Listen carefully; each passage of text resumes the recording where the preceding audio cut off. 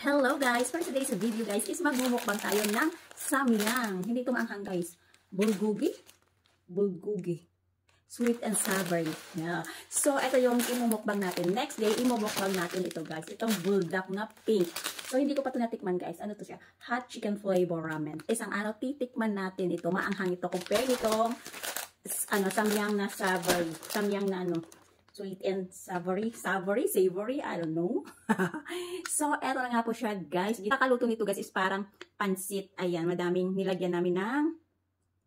So, nilagyan natin ng mga gulay-gulay. Ayan, may carrots, may bell pepper, may ano to siya, cabbage. Ayan. So, eto yung imumukbang natin, guys. Napa ako kumain, guys. Biglang dumating yung bisita ni Madam. Napaka-disturbo talaga nila sa aking pagtaba. Sa ating patuloy-tuloy na pagtaba.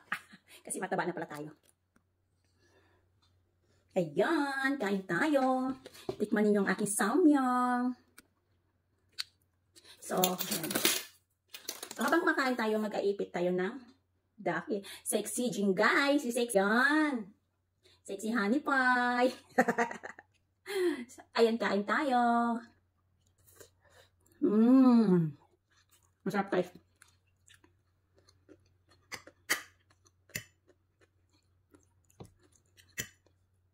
Masarap siya guys, masarap siya guys. Actually guys, hindi ako nagluto nito guys. Yung kasama ko si Rowena. Kaya masarap. Ayan. Kaya pala yung mga bata kanina guys, naubos nila sa kanila. Nakadalawang plato yung bunso. Kasi masarap pala talaga.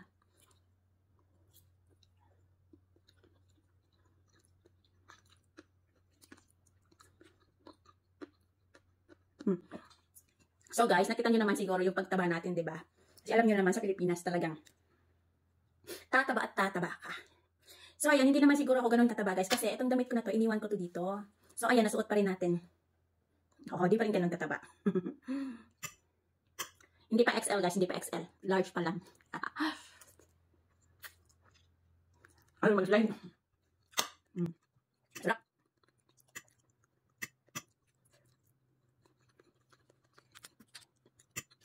Masarap na masarap.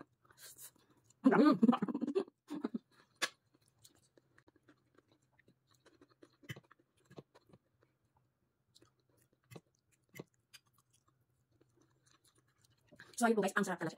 So, ayun po guys, ang sarap talaga guys ng samyang. So, ayun nga po guys. So, ayun guys.